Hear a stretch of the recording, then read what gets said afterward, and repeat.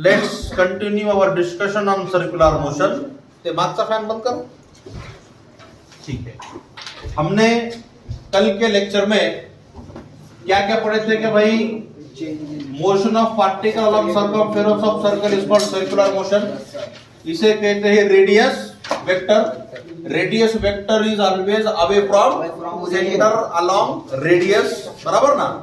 Radius vector gives position, that's why it is also called as position vector. हम point A पर थे, हम point ए से कहां गए, बी पर गए, और हमने ये जो एंगल बनाए हमने इसको क्या बोले, एंगुलर डिस्प्लेसमेंट, बराबर है। Angular displacement is a vector quantity. उसका जो मैग्नीट्यूड है बेटा, तो हमने वो लिखे थे, angle is equal to arc length upon radius. ये फॉर्मूला लिखे थे एंगल का, बचपन से पढ़ते रहा तू 9वीं 10वीं से। अब ये हो गया लेंथ का यूनिट मीटर, रेडियस का यूनिट मीटर, मीटर मीटर। तो इसका कोई डायमेंशन था क्या? नहीं था। एंगल का एसआई यूनिट हमने क्या बोले, radian. SI unit for angle is radian. Solid angle अगर रहा तो सॉलिड एंगल का यूनिट स्टर्डियन और प्लेन एंगल का यूनिट रेडियन। ठीक है, तो एंगल के बाद हमने बोले भाई ये तो वेक्टर है, direction is given by right hand rule. तो पार्टिकल एंटी क्लॉकवाइज सेंस में गोल घूम रहा। If curl finger shows direction of motion, then thumb will show direction of angular displacement. तब हमको थीटा देगा। ये पढ़े हमने कल। नंबर 2 हमारी बात हो गई एंगुलर वेलोसिटी पे। Angular velocity is a rate of change of angular displacement with respect to time, D theta by dt। उसका एसआई हमने बोले radian per second, m0 l0 t-1। It is a vector quantity. Direction is given by right hand rule. Particle ऐसा घूम रहा तो अंगठा इधर, particle ऐसा घूम रहा तो अंगठा अंदर। आई बात समझ में? डायरेक्शन के बारे में बात हुई। फिर हमने बात करे angular acceleration. Alpha is equal to D omega by dt, rate of change of angular velocity. अब कोई पार्टिकल का ओमेगा बढ़ते जा रहा, मतलब उसके पास क्या है, अल्फा है। फैन चालू करे अपन ने, तो फैन चालू करते के साथ ही उसकी मैक्सिमम स्पीड पे जाता है क्या? नहीं, धीरे धीरे बढ़ता ना। 0 से 1 2 3 5 की स्पीड पे क्या, मान लीजिए स्पीड बढ़ रही, मतलब हमने उसको क्या दिए, अल्फा दिए। क्या दिए? Alpha. Rate of change of angular velocity, इसका यूनिट था radian per second square, m0 l0 t-2। It is also vector quantity. अगर अल्फा बढ़ रहा है, ओमेगा एंटी क्लॉकवाइज है, ओमेगा इंक्रीज, तो जिधर ओमेगा अल्फा भी उधर। अगर मान लीजिए ओमेगा डिक्रीज हो रहा, क्या हो रहा, तो ओमेगा तो ऊपर है, मात्र अल्फा किधर रहेगा, नीचे रहेगा। फिर हमने पढ़े यूनिफॉर्म सर्कुलर। ऐसी मोशन जिसमें एंगुलर वेलोसिटी कांस्टेंट हो उसे कहते हैं यूनिफॉर्म सर्कुलर मोशन। तो इसमें हमने 4-5 बात करे।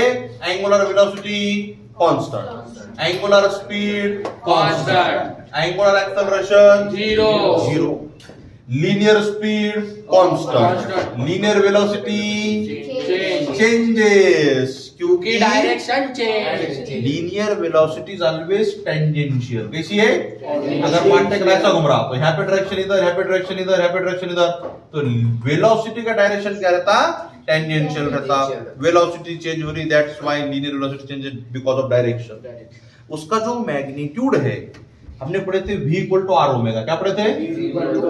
वो मैग्नीट्यूड कैसा है, कांस्टेंट। तो linear speed constant, linear velocity changes. हमने रिलेशन पढ़े थे ना, relation between linear velocity and angular velocity. वो रिलेशन क्या है आपका, v bar is equal to r bar minus ना सर, माइनस टाका ना, ओमेगा बार क्रॉस r बार। अगर पहले r लिखना है तो माइनस से लाना पड़ेगा। इसका मतलब इसने अपना लेक्चर देखा, बराबर है। यस, जब मैग्नीट्यूड हमने लिखे तो v equals to R omega, ये उसका मैग्नीट्यूड बोल सकते हैं। ठीक है, तो यहां से मैंने कल तुमको एक और एक चीज बोला था, अगर अपने को ओमेगा लिखना है, क्या लिखना है, तो ओमेगा इक्वल्स टू क्या हो जाएगा, v by r। Omega equal to v by r। तो मैंने तुमको बोला this r should be perpendicular distance. r क्या रहेगा, तो वेलोसिटी और ये डिस्टेंस एक दूसरे को परपेंडिकुलर रहना। वेलोसिटी और डिस्टेंस एक दूसरे को परपेंडिकुलर रहना, क्योंकि ये एक दूसरे को परपेंडिकुलर है ना, ये तीनों भी एक दूसरे क्या हो जाएंगे फिर परपेंडिकुलर। क्योंकि हमको मालूम ये ए बार है, ये बी बार है, तो ए बार क्रॉस बी बार दोनों को क्या रहता, परपेंडिकुलर रहता। तो यहाँ पे हमने साइन 90 लिए, मतलब ये दोनों के एंगल 90, अरे दोनों को ये क्या है 91 परपेंडिकुलर। बोले तो तीनों एक दूसरे को क्या है परपेंडिकुलर है। तो velocity should be perpendicular to this distance. तो मैंने कल तुमको क्वेश्चन बताया था कि मान लीजिए एक पार्टिकल है और उन्हें सर्कुलर मोशन परफॉर्म कर रहा, this is point A, this is point B, ये है उसका ओरिजिन, ये डिस्टेंस ए है, ये उसका रेडियस ए है समझो। तो angular velocity of A with respect to O क्या था, उसका लीनियर स्पीड v रहेगा, तो वो था v अपॉन ए। क्या था v अपॉन ए, मतलब रेडियस ना। अगर हमने लिखे angular velocity of A with respect to B, अब यहां पर क्या हो जाएगा, उसका स्पीड ये है, डिस्टेंस ए प्लस ए 2a, तो हम बोलेंगे v अपॉन। एक पार्टिकल है, वो पार्टिकल को हमने प्रोजेक्ट करे with speed u at angle theta, find its angular velocity with respect to point of projection when projectile is at highest point. तो प्रोजेक्टाइल जब हाईएस्ट पॉइंट पर है तो उसके पास स्पीड कितना है u cos थीटा।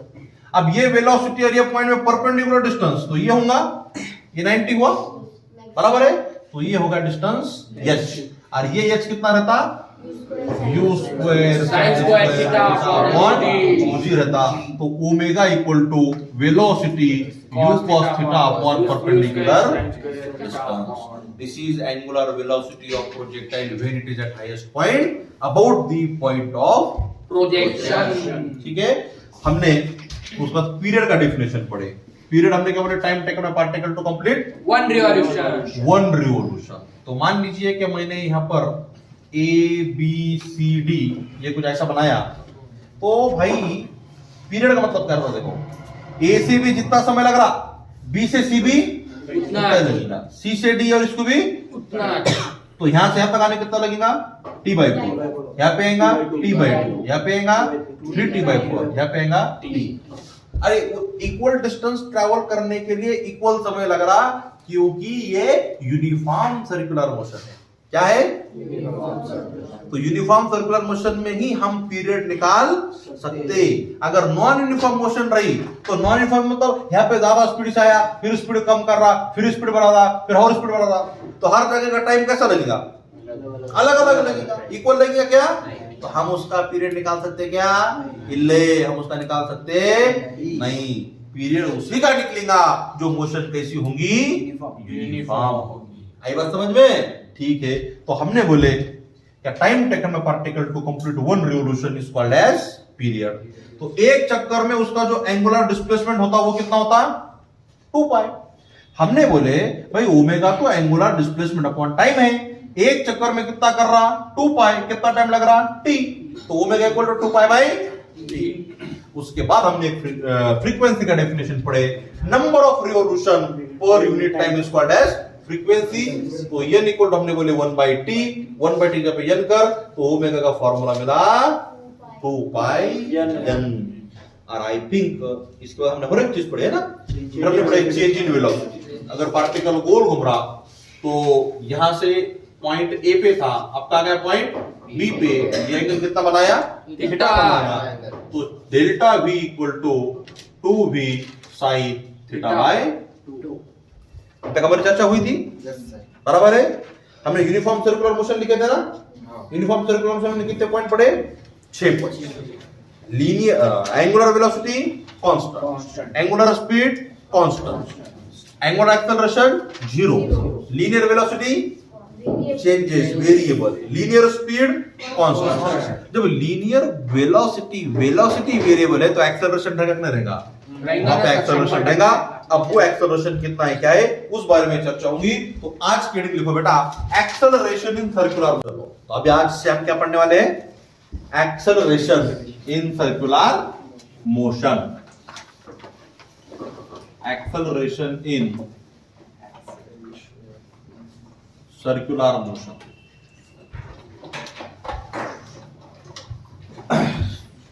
भाई ये पार्टिकल ऐसा गोल घूम रहा, तो जब पार्टिकल गोल घूम रहा तो उसकी जो लीनियर वेलोसिटी थी v बार, उसका फॉर्मूला क्या था, ओमेगा बार क्रॉस r, यही है ना। तो मुझे उसका नेट वेलोसिटी मालूम, मेरे को निकालने का उसका एक्सेलरेशन। तो तो मैं इसका क्या लूंगा फिर डेरिवेटिव। तो एक्सेलरेशन क्या रहता dv by dt। तो हम बोलेंगे therefore acceleration is equal to dv by dt। Acceleration भी वेक्टर क्वांटिटी है, तो acceleration is equal to derivatives of ये जो वेलोसिटी है हमारे पास वो है omega bar cross r bar. तो इन दोनों का मल्टीप्लिकेशन है, तो डेरिवेटिव में हमको प्रोडक्ट रूल मालूम, क्या मालूम नहीं होगा मालूम, तो ध्यान दो। Derivative of u into v क्या रहता, u into derivative of v plus v into derivative of u, खत्म। पहला वाला इंटू डेरिवेटिव ऑफ दूसरा वाला प्लस दूसरा वाला into derivative of u into dv by dx plus v into du by dx। यहां से हमको ये समझा रहे हैं, एक बार डेरिवेटिव लेने का v का, एक बार लेने का u का, बराबर है। चलो तो हम बोलेंगे ये omega bar cross as it is, derivative लो r बार का, तो dr by dt। इसका डेरिवेटिव लिए प्लस, आप किसका डेरिवेटिव ओमेगा का, तो हम बोलेंगे d omega by dt cross r बार।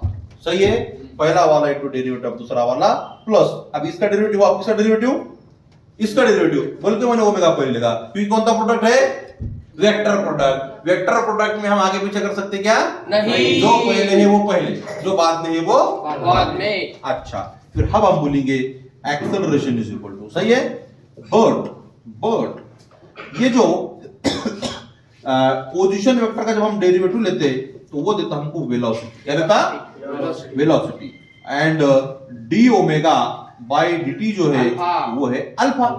क्या है वो अल्फा। दोनों वैल्यूज पुट करेंगे बेटा तो हमें मिलेगा therefore acceleration is equal to omega bar cross v bar plus alpha bar cross r बार।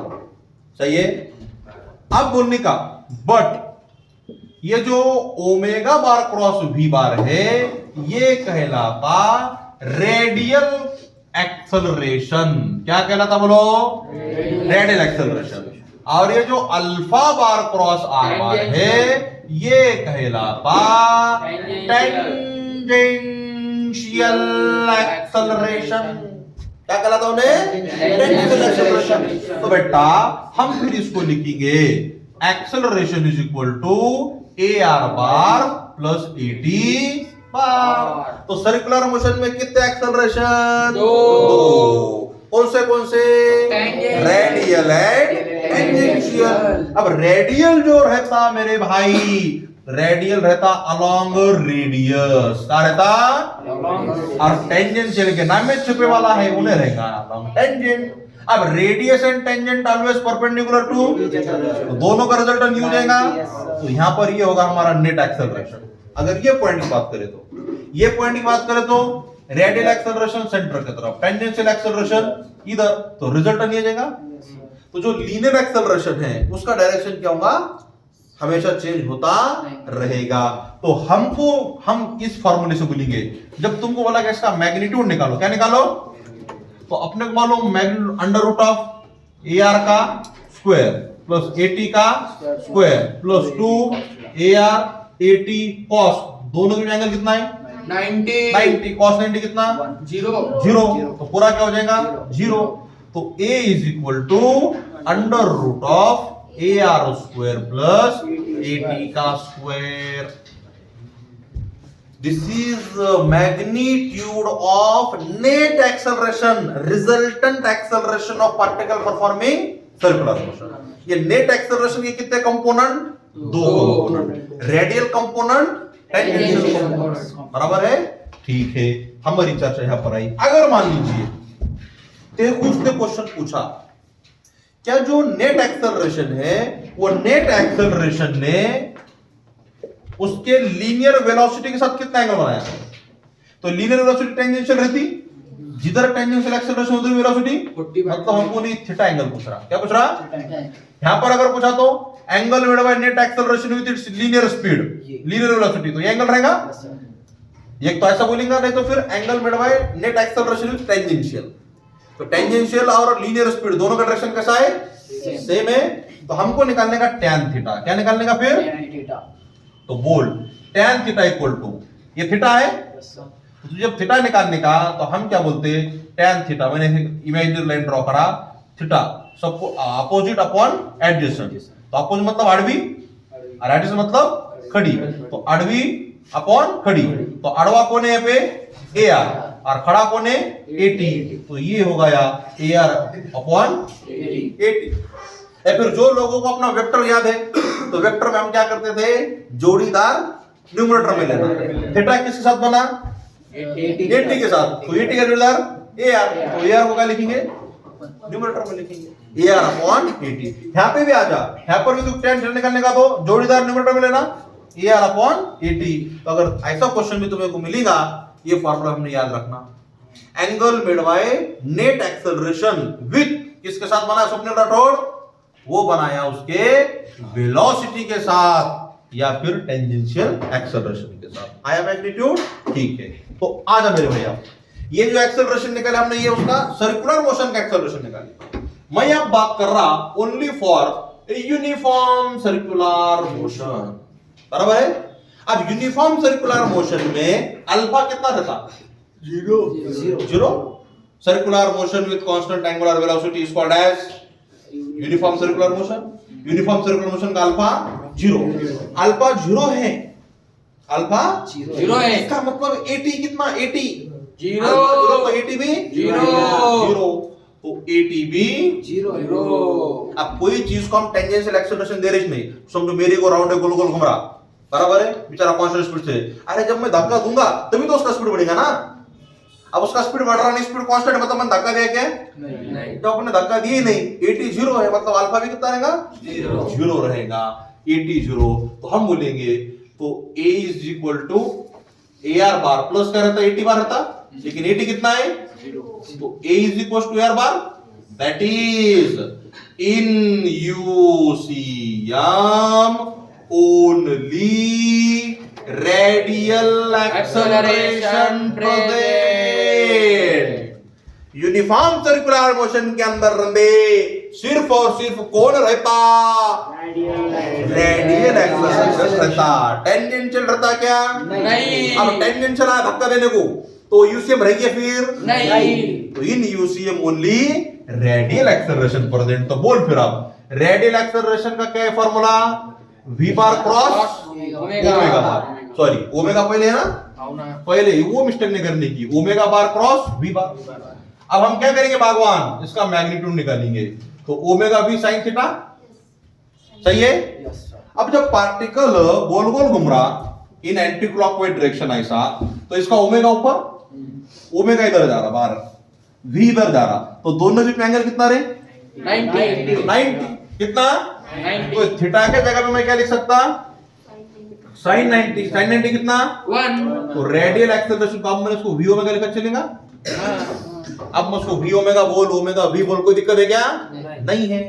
अब हम बोलेंगे बंधु हमको मालूम है v इक्वल टू होता है r ओमेगा, क्या होता है इनटू ओमेगा, तो रेडियल एक्सेलरेशन का हमको दूसरा रूप मिला r ओमेगा स्क्वायर, पहला रूप v ओमेगा, दूसरा रूप r ओमेगा स्क्वायर। अब हम बनाएंगे तीसरा रूप, बराबर ना, तो radial acceleration equals to v as it is, omega को हम क्या लिख सकते हैं, v बाय r, ओमेगा क्या लिखेंगे v बाय r, तो ये हुआ v स्क्वायर अपॉन r, क्या हुआ v स्क्वायर अपॉन r।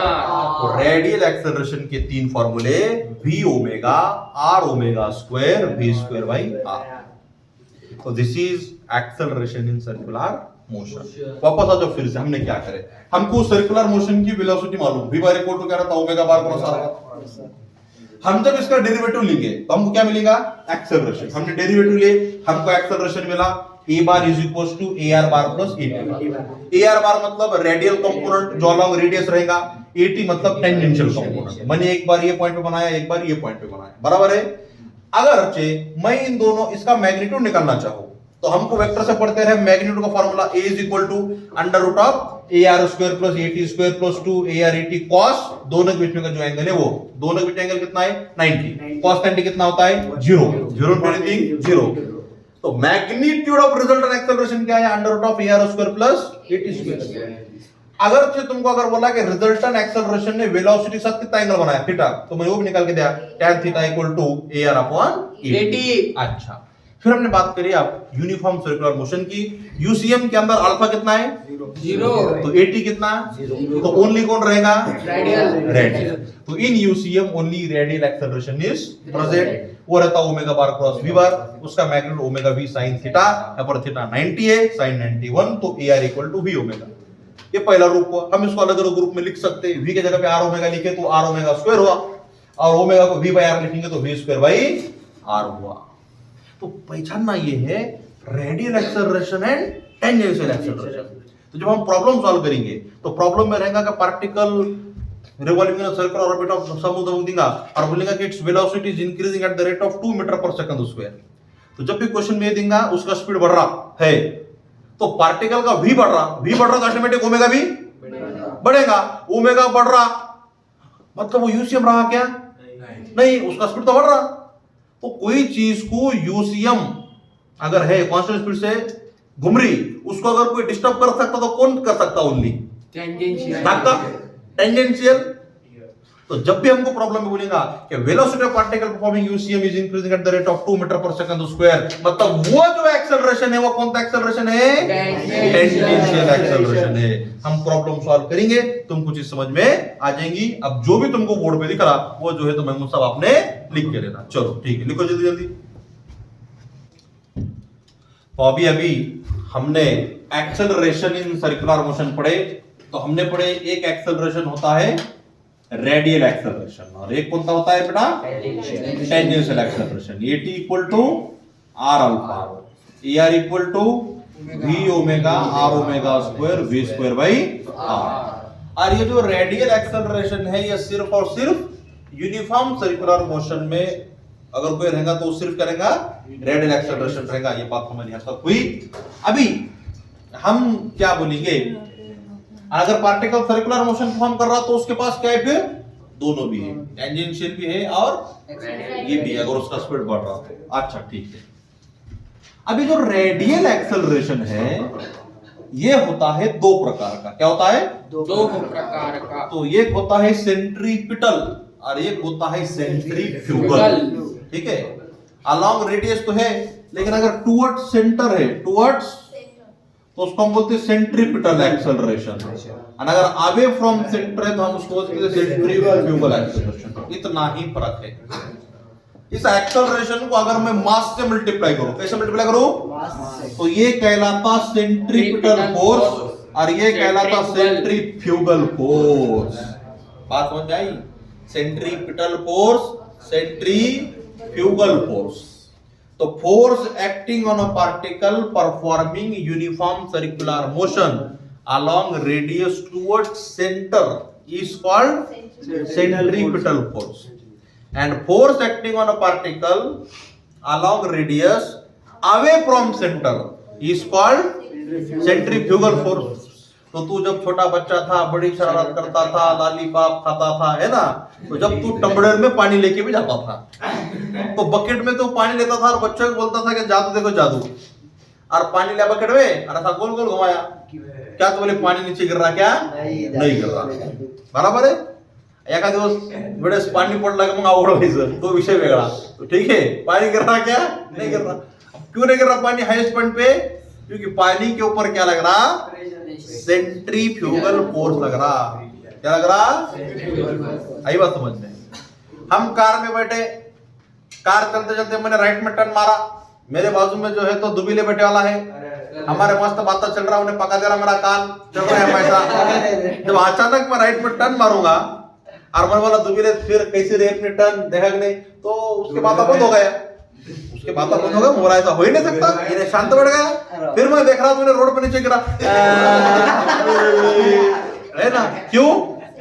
क्योंकि जब हम राइट में टर्न लेंगे तो हमारे ऊपर लेफ्ट में फोर्स लगेगा, क्योंकि उतने समय के लिए मैं गोल घूम रहा, सर्कुलर मोशन परफॉर्म कर रहा, तो उसके ऊपर एक फोर्स लगा, दैट इज सेंट्रीफ्यूगल फोर्स। तो सेंट्रीफ्यूगल फोर्स ऐसा जो पार्टिकल गोल घूमेगा उस पर लगेगा, इस पे भी लगेगा क्या? अगर मान लीजिए कि मेरी को राउंड है तो एक जतरा के अंदर आता ना, उसको ऐसा गोल रहता और जो है तो उस पे से एक रॉड से एक घोड़ा भरता और उसके ऊपर जो था बच्चा ऐसा बैठता, 2 रुपए टिकट देके। तो तू ऐसा बैठा समझो घोड़े के ऊपर, ये रॉड है तो उसको पकड़ा, लकड़ी का बना है घोड़ा, उसके ऊपर तो बैठा, घोड़े के ऊपर लेकर आए शाहरुख खान, तो लिखा रहता उस पे सलमान खान, ऋतिक रोशन, अक्षय कुमार। अब तेरा जो फेवरेट हीरो तू उस पे जाके बैठा समझ। यस, अब जैसा उन्हें देखो ऐसा गोल धक्का देगा तो तू ऐसी बैठा रहेगा कि भी थोड़ा सा बाहर देगा, ऐसा टिल्ट होगा, क्या होगा, थोड़ा सा कहा जा रहा, बाहर जा रहा। तो कोई तो एक फोर्स लगा ना, जादुई फोर्स, जिसके कारण तू कहा गया, बाहर गया। तेरी सर्कुलर मोशन स्टॉप हो गई तो और जैसे क्या वैसा हुआ, अब जा रहा है तो बाहर नहीं। तो वो जो फोर्स लगा उसको हम क्या बोलते हैं, सेंट्रीफ्यूगल फोर्स बोलते हैं। क्या बोलते हैं बेटा, सेंट्रीफ्यूगल फोर्स। वो रियल फोर्स है क्या, नहीं, वो चुप चुप का फोर्स है, दैट इज सुडो फोर्स। क्या बोलते हैं उसको, सुडो फोर्स। तो क्या करो, बीच में पेज के एक लाइन मारो ऐसी, इधर से लिखने का सेंट्रीपिटल फोर्स, सेंट्रीपिटल फोर्स, इधर से लिखने का सेंट्रीफ्यूगल फोर्स।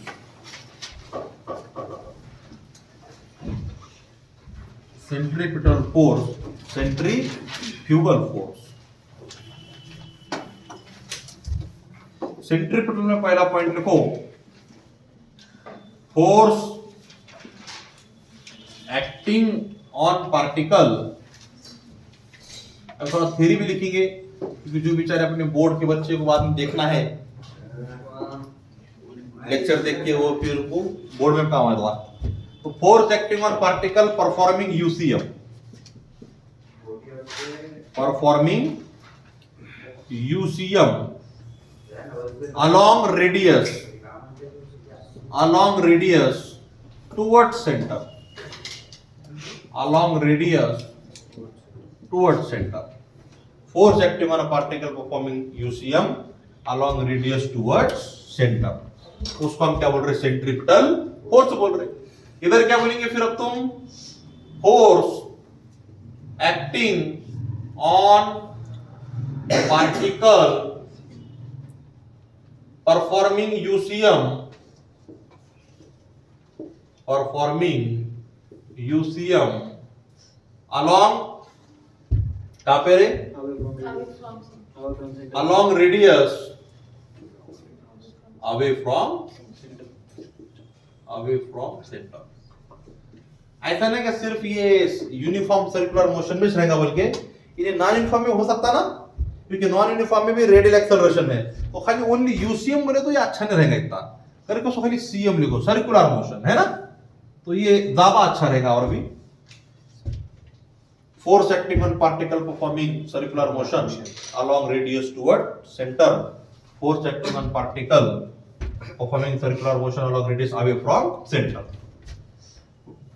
डायग्राम बना के लेंगे तो और भी अच्छे से लगेगा, समझ में आएगा। Centripetal force and this is centrifugal force, centrifugal दूर जा रहा। दूसरे पॉइंट में लिखने का, इट इज ए, कौन है centripetal, it is necessary, it is necessary for circular motion. Circular motion के लिए सेंट्रीपिटल फोर्स का होना जरूरी है। It is necessary for circular motion. बगैर सेंट्रीपिटल फोर्स के सर्कुलर मोशन हो ही नहीं सकता। It is necessary for circular motion, और यहां पर बोलने का, it is A cause of circular motion, it is A cause of circular motion. मतलब सेंट्रीफ्यूगल फोर्स किसके कारण बना, सर्कुलर मोशन कारण बना है ना। अगर पार्टिकल गोल घूम रहा तो ही सेंट्रीफ्यूगल लग रहा, वैसे लग रहा क्या नहीं। तो सेंट्रीपिटल फोर्स ने किसको बनाया, सर्कुलर मोशन को, और सर्कुलर मोशन ने किसको बनाया, सेंट्रीफ्यूगल फोर्स को बनाया। फिर बोलने का, it is a real force, it is a real force, ये सही फोर्स है, और ये वाला सारा चुप चुप का फोर्स है ना। It is a pseudo, it is a pseudo force. Pseudo में पी साइलेंट ना, तो जब उसको पी साइलेंट ही करना था तो बचपन से क्यों पढ़ा है हमारा को पी फॉर पैरट, है ना? सर न्यूटन म्हणतो की every reaction has equal and opposite reaction, त्याच्यानुसार म्हणलं तर मग त्याला रिएक्शन आहे, तर मग हे सुडो कोण व्हायला पाहिजे मध्ये? अरे मग हेच ना, न्यूटनने बोला की कोणत्याही वस्तूला जोपर्यंत बल लावत नाही तोपर्यंत ती वस्तू आपली जागा बदलत नाही। पण जर दुबिले माझ्या बाजूला बसलेला आहे, मी कारचा टर्न घेतला तर तो खाली पडला, म्हणजे त्याच्यावर एक फोर्स लागला की नाही लागलं? मी तर धक्का दिला का नाही? आमच्या व्यतिरिक्त तिथं एखादा भूत होतं का? त्याला भूताने धक्का दिला का मग? नाही। बराबर ना? अरे न्यूटन की बात तो भी सही साबित करने की थी ना। न्यूटन का पहला बोलता है कि बॉडी अपनी जगह से हल रही नहीं, लेकिन ये तो हल गया, मतलब एक फोर्स यहाँ पे लगा, बराबर है? तो वो फोर्स को अपने नाम क्या दिए? सुडो। जो रियल में रखता क्या नहीं, लेकिन रहता, that's why it is called as pseudo force. चुप चुप का फोर्स, दाटून मुट्ठीचा फोर्स, है ना? न्यूटन का क्या बोलना था? हाँ? न्यूटन का क्या बोलना? ओ भाई अरे न्यूटन का जो बोलना था वही तो बताया ना मैंने अभी। नहीं उसका अलग बोलना था। न्यूटन का बोलना था, न्यूटन का बोलना ये था अच्छा बैठ जाओ। कि सीधा पढ़ो नहीं तो आत्महत्या करो बराबर है? न्यूटन के चल रहा हो। न्यूटन के चौथा लाए हो, 3 ना पढ़ो नहीं तो आत्महत्या करो। नहीं आत्महत्या नहीं करनी, क्या गलत बात है। जब तक नहीं सारा जब तक पढ़ेंगे नहीं तब तक छोड़ेंगे नहीं। बराबर ना? तो मेहनत करते रहने की। वो इरफान खान का एक डायलॉग है, देखो इरफान खान और ऐश्वर्या राय की एक मूवी आई थी। इरफान खान तो अब दुनिया में नहीं है, पर उसका डायलॉग तो दुनिया में बाकी है अभी भी। वो मूवी का नाम क्या था रे? अंग्रेजी मीडियम। अंग्रेजी मीडियम में ऐश्वर्या राय के साथ आई थी वो, जानते जो भी है था, याद नहीं आ रहा मेरे को। लाइफ ऑफ पाय। तो लाइफ ऑफ पाय में ऐश्वर्या राय है। तूच पिक्चर बघ बघत नाही, तुला एकटाच ऐश्वर्या राय माहिती, आम्हाला माहित नाही। दडबदरी देवदास। ठीक है, शाहरुख खान नहीं रे, इरफान खान। तो उसमें एक डायलॉग था, मोहब्बत थी इसलिए जाने दिया, जिद होती तो बाहों में होती। वाह वाह वाह वाह, बराबर है? तो हमारा जो एम है, जिद है, हमें जो डॉक्टर बनना है, तो ये इससे मोहब्बत नहीं करने की, इससे जिद है ये हमारी। क्या है ये? अरे ये जिद है, हम करके ही रहेंगे। बराबर है? अगर जब बात मोहब्बत की आई तो इंसान का दिल फिर क्या हो जाता? कमजोर हो जाता। अरे ठीक है ना, जाने दो, वो खुश रहना, बराबर ना? नहीं, जिद रखना, क्या मैं बन के ही बताऊंगा। तो क्या करने की? जिद रखनी। तो अच्छा डायलॉग जो उसको अच्छे वे में लेने का, रॉन्ग वे में लेंगे तो बर्बाद हो जाएंगे। चलो, अपने कितने पॉइंट लिखे अभी तक? 3 पॉइंट लिखे। ले लो पॉइंट नंबर 4। पॉइंट नंबर 4 तीसरा पॉइंट आप बोल दे यार मुझे, अभी क्या मालूम क्या था? It is a real force. चौथा पॉइंट लिखो, it occurs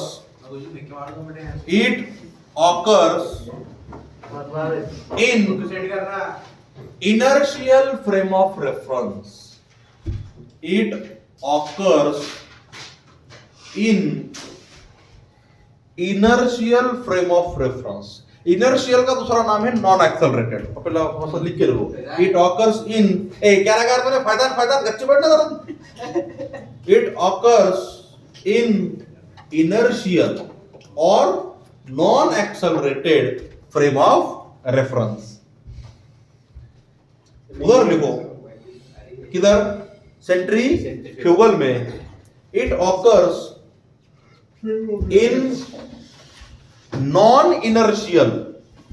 It occurs in non-inertial or accelerated frame of reference. और accelerated frame of reference। अब तू बोलेगा क्या सर ये इनर्शियल और नॉन इनर्शियल क्या भानगड आहे? बरोबर ना साडे भाऊ? इनर्शियल म्हणजे मी म्हटलो नॉन एक्सेलरेटेड आणि नॉन इनर्शियल म्हणजे एक्सेलरेटेड। तो यही तो बात है, नाम में छुपने वाला है। ऐसे पहले बताए थे, लेकिन देखो आप हम सब लोग हॉल में बैठे हुए हैं, तो अगर किसी को बुक लेना है तो फोर्थ लगाना पड़ेगा, ऑटोमेटिक बुक उसके पास आएंगी क्या?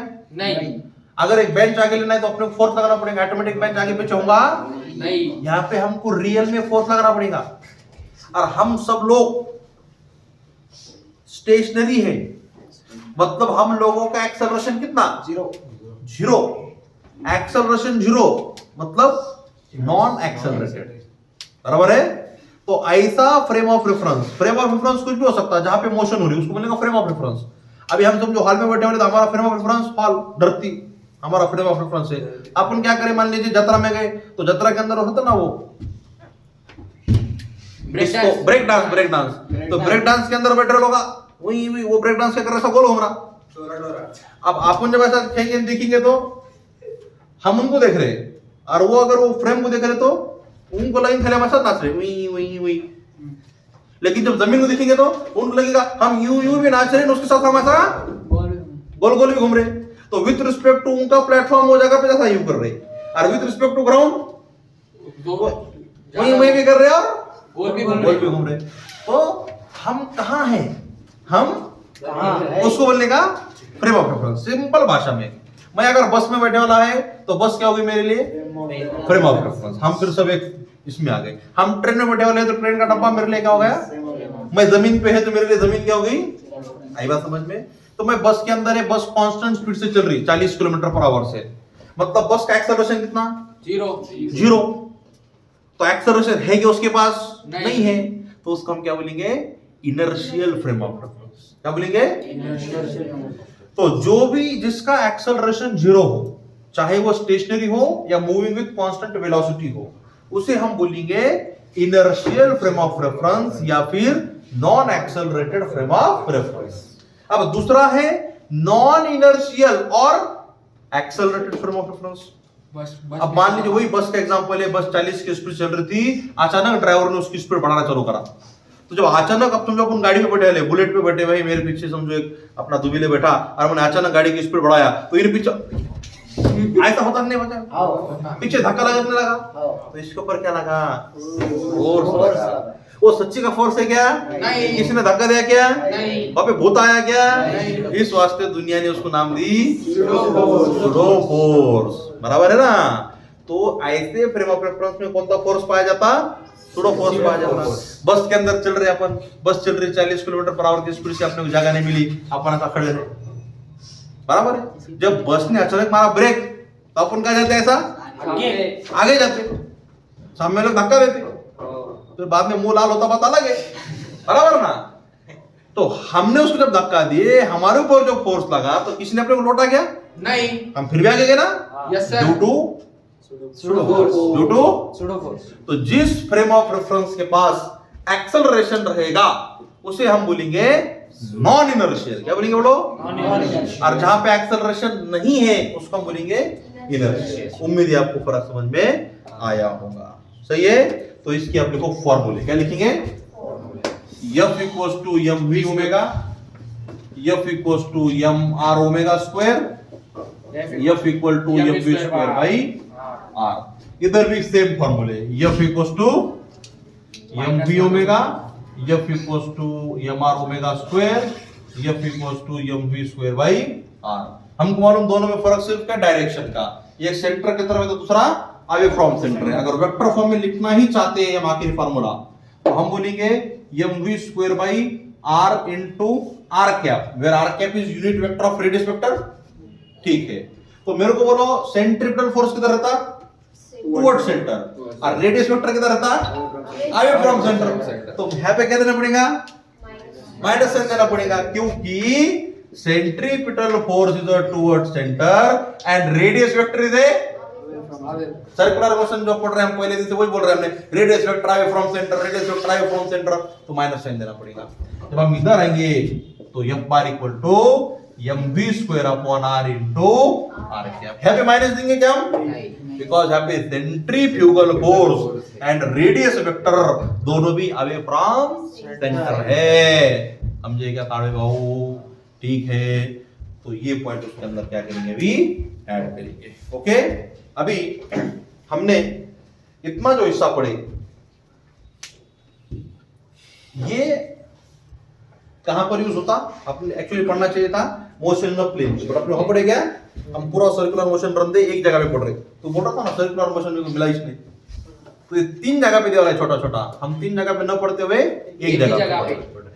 अच्छा, अब समझो मैं यूनिफॉर्म स्पीड से चल रहा हूं 40 की स्पीड से, अब मेरी स्पीड कब बढ़ेगी, जब मैंने क्या दिया, एक्सेलरेशन दिया, तो जो एक्सेलरेशन दिया तो वो क्या हो गई, नॉन यूनिफॉर्म। तो नॉन यूनिफॉर्म में मैंने काइनेमेटिकल इक्वेशन पढ़ा था, अपने पढ़े थे नहीं पढ़े थे 1D में, क्या थे वो काइनेमेटिकल इक्वेशन, बोलो जोर से, s equal to t plus half at square, v equal to plus at v square equal to u square plus 2a। तो जब फैन ओमेगा से चल रहा तो उसका स्पीड बढ़ते जा रहा, तो ओमेगा क्या होगा, बढ़ेगा, तो यहां पर भी कुछ ना कुछ रिलेशन होना चाहिए। बराबर है। तो हेडिंग लिखो नॉन यूसीएम, बाकी है क्या, तो बाकी है सब तो नहीं करता, ठीक है मैं साहब लिखो जल्दी जल्दी, नॉन यूसीएम मतलब नॉन यूनिफॉर्म सर्कुलर मोशन। तो नॉन यूनिफॉर्म सर्कुलर मोशन में क्या होगा, हम कंटिन्यूअसली उसको क्या देंगे, टेंजेंशियल एक्सेलरेशन देंगे, हमने टेंजेंशियल एक्सेलरेशन दिया मतलब उसमें अल्फा आ रहा, क्या आ रहा, अल्फा, अरे अल्फा के कारण उसका स्पीड बढ़ते जा रहा। तो पहला इक्वेशन थीटा इक्वल्स टू, उसने जो भी एंगुलर डिस्प्लेसमेंट करा, तो theta equal to omega naught t plus half alpha t का स्क्वायर। ओमेगा नॉट मतलब इनिशियल एंगुलर वेलोसिटी, अल्फा मतलब एंगुलर एक्सेलरेशन, थीटा मतलब एंगुलर डिस्प्लेसमेंट। बोलो दूसरा equation, v equal to u plus 80, तो v मतलब फाइनल एंगुलर वेलोसिटी, इसको हमने ओमेगा बोले, initial angular velocity omega naught plus alpha. तीसरा इक्वेशन क्या रहता अपना, omega square equal to omega square equal to omega naught square plus alpha theta. आपने जो इक्वेशन है पुराने उसको कंपेयर करके डालने का, v square equal to u square plus 2a, yes, v के जगह पे ओमेगा, u के जगह पे ओमेगा नॉट, 2a के जगह पे अल्फा, s के जगह पे थीटा। अपने एक फार्मूला बनाए, देखो distance travel in nth second, तो ऐसा theta in nth second u plus a by 2 in bracket 2a minus 1, तो ये क्या बनेगा, omega naught plus a by 2 मतलब अल्फा बाय इन ब्रैकेट खत्म। और पे क्या था, distance travel in equal interval of time always in the ratio 1:5। यहाँ पर भी angular displacement in equal interval of time should be 1:3:5। ये भी तुम बात याद रखो, बराबर है। चलो ये चारों इक्वेशन में साहब जो है तो जल्दी से तुम लिख कर ले लो, नोट ने डाले, अरे नोट 30 होती थी 1:3:5 वाली। चलो अब क्वेश्चन लिखो, चलो भाई नोट बोल के देख सकते हो, नोट जाते हो एक क्वेश्चन ले लो। अब क्वेश्चन कुछ यूं है, the wheel of motor rotate, the wheel of motor rotate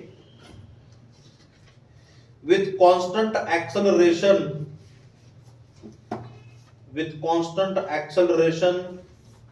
of 4 radian per second square, 4 radian per second square, full stop. If the wheel start from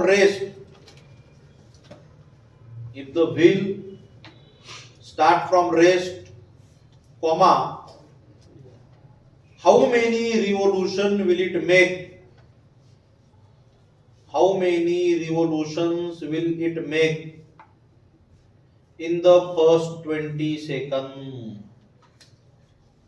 In the first 20, पहिल्या 20 सेकंदामध्ये त्याने किती revolution केले हे आपल्याला find करायचं आहे। उंबाऊ Pathade watch मग question पुन्हा एकदा काय दिलं तर आपल्याला, wheel of motor rotate with a constant acceleration flow of radian per second square. किती, 4 रेडियन पर सेकंड स्क्वेअर। हाँ, if wheel starts from rest, if wheel start from rest मतलब उसका इनिशियल एंगुलर वेलोसिटी 0। हाँ, have many revolution will it make in the first 20? How many revolution will it make, तो मान लीजिए उन्हें n revolution करा, कितने करा? तो how many revolution will it make in the first 20 second in first 20 second 20 second? आई बात समझ में? हाँ तो हम क्या करते, हाउ मेनी रिवॉल्यूशन, 1 2 3 आपल्याला नहीं माहिती, तो मान लीजिए कि उसने 3 करा, कितने करा? 3 तो उसका एंगुलर डिस्प्लेसमेंट 2 पाई 4 पाई 6 पाई हुआ। अगर हमको उसका एंगुलर डिस्प्लेसमेंट मालूम, क्या मालूम? थीटा। अगर मान लीजिए थीटा का आंसर आया 6 पाई, कितना आया? 6 पाई इसका मतलब कितने रिवॉल्यूशन? 3 अगर आया 8 पाई, कितने रिवॉल्यूशन? 4 मतलब हमको यहाँ पे निकालने का थीटा, क्या निकालने का? थीटा थीटा अगर आया तो हम n निकाल सकते। तो तू बोलेगा theta equal to omega naught t plus half alpha t का, तो इनिशियल वेलोसिटी 0, तो theta equal to 0 plus half alpha कितना बेटा? 4, 20 का स्क्वायर 4, बेदुनी 4 दुनी 800 रेडियन, ये आया तेरा थीटा। अच्छा, अब मैं क्या बोल रहा, क्या मान लीजिए तेरे पास कुछ तभी n रिवॉल्यूशन हो गए, कितने हो गए? एक रिवॉल्यूशन तो कितने का कर रहा? 2 पाई का। तो जब 2 पाई का n रिवॉल्यूशन, तो n इक्वल टू 800 बरोबर है भागिले 2 2 पाई, तो वो हो जाएगा बेचो 400 8, मतलब 400 भागिले पाई। इतनी रिवॉल्यूशन जो है तो वहां पर पड़ रही है कैसा ऑप्शन में? कितना क्वेश्चन है सर? यस, ठीक कितना है, क्वेश्चन है रे? लिखो चलो जल्दी महमूद साहब। तो ये क्वेश्चन तुम लोग सॉल्व करेंगे, काइनेमेटिकल इक्वेशन पे बेस्ड क्वेश्चन है। Wheel of A car accelerated uniformly, wheel of A car accelerated uniformly from rest, wheel of A car accelerated uniformly from rest, मतलब इसका ओमेगा नॉट कितना है? 0 है, ठीक है भाई, कॉमा रोटेट थ्रू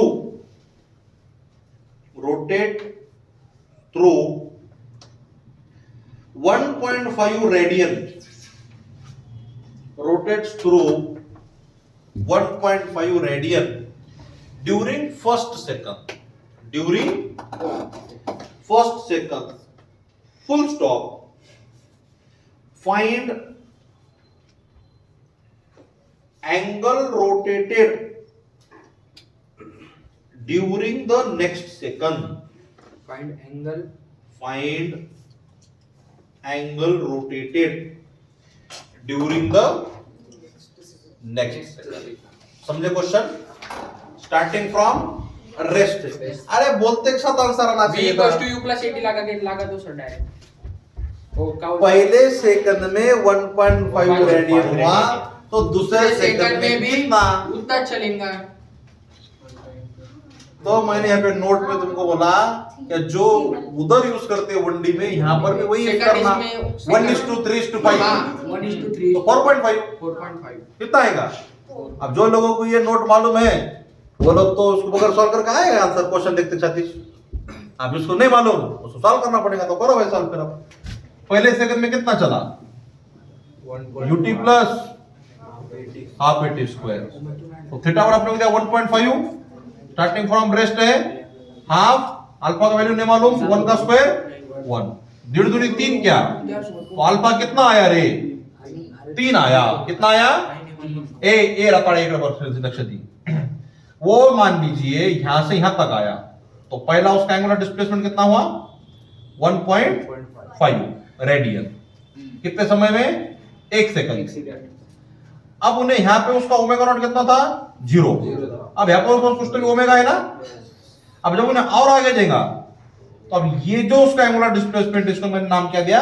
थीटा2। यहाँ का टाइम फिर से कितना है? 1 है, तो तुझे थीटा2 निकालना है, तो तू थीटा2 इक्वल टू ये होगा तेरा initial velocity omega T plus half alpha t का, तो तेरे पास ओमेगा होना चाहिए कि नहीं होना चाहिए?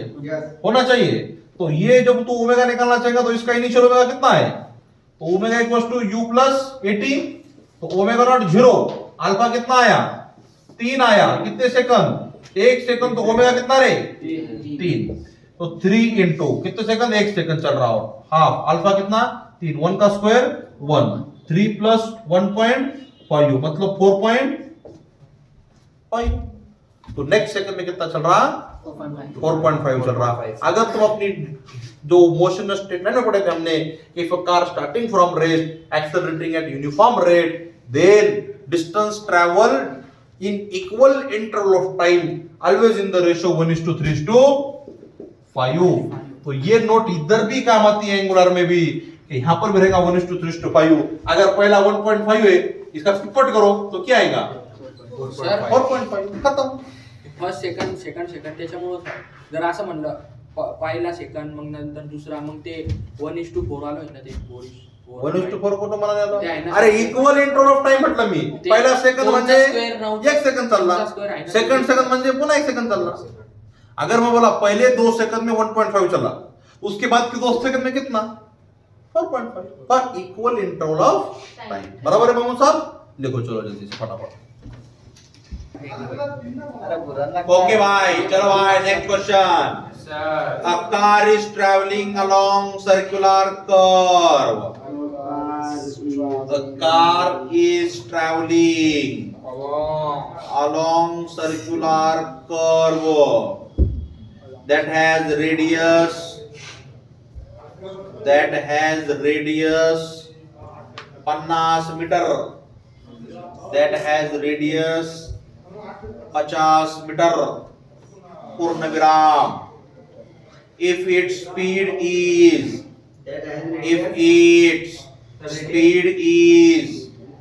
16 meter per second, if its speed is 16 meter per second, comma, and is increasing uniformly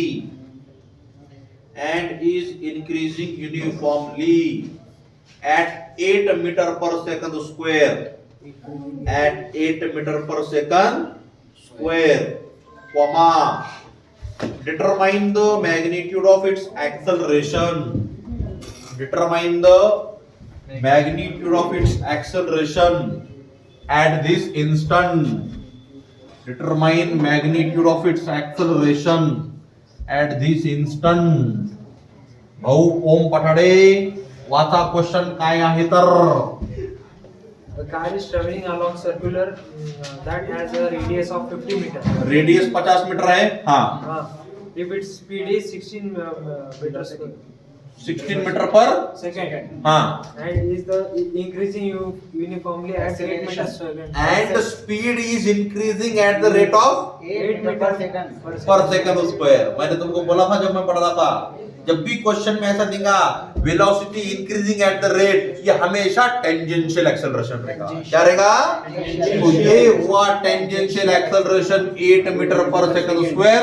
तेरे को बोल रहा कि उसका नेट जो एक्सेलरेशन है उसका मैग्नीट्यूड कितना, तो नेट एक्सेलरेशन रहता अंडर रूट ऑफ 80 का स्क्वायर प्लस AR का, हमारे पास 80 तो है, हमको AR निकालने का।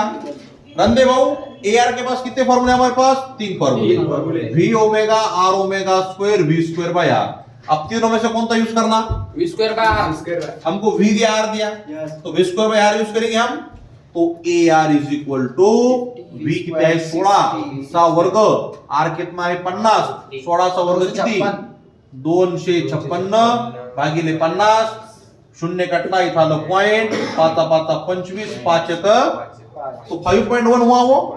ये 5.1 को मैं नियर अबाउट में ऐसा 5 लिखता, क्या लिखता 5। So therefore A is equal to under root of 80 का स्क्वायर करो, 8 चा वर्ग 64, 5 चा वर्ग 25, 5 and 4 9 6 2 8। अब 89 का स्क्वायर रूट कितना, 9 81 और 10 और 100, तो क्या 9 और 10 के बीच में आएगा, तो नियर अबाउट में ऐसा बोलेंगे हम 9.5, क्या बोलेंगे 9.5 मीटर पर सेकंड स्क्वायर। कौन था 64 80 स्क्वेअर प्लस AR स्क्वेअर ना, तर 80 किती आहे 8, मग 8 चा स्क्वेअर 64, AR किती धरला पण 5, 5 चा वर्ग 25, 89 आलं, 89 चा स्क्वेअर माहित नाही, मग काय करायचं थोडं डोकं लावायचं, 9 चा वर्ग 81, 10 चा वर्ग 100, हे 100 आणि 81 मध्ये आहे कुठतरी, मग काय म्हणायचं 9.5 हे एक्झॅक्ट आहे का, नाही एका वेळेस येऊ पण शकतं एक्झॅक्ट आपलं है ना, असा अंदाजे केलं, थोडीशी बेमानी, काही अड़चन नहीं। हमने आज एक 2-3 चिलर क्वेश्चन सॉल्व करे, कल हम और भी अच्छे अच्छे क्वेश्चन जो है तो सॉल्व करेंगे। So with this we stop here, tomorrow we will continue. Sir को तो मैं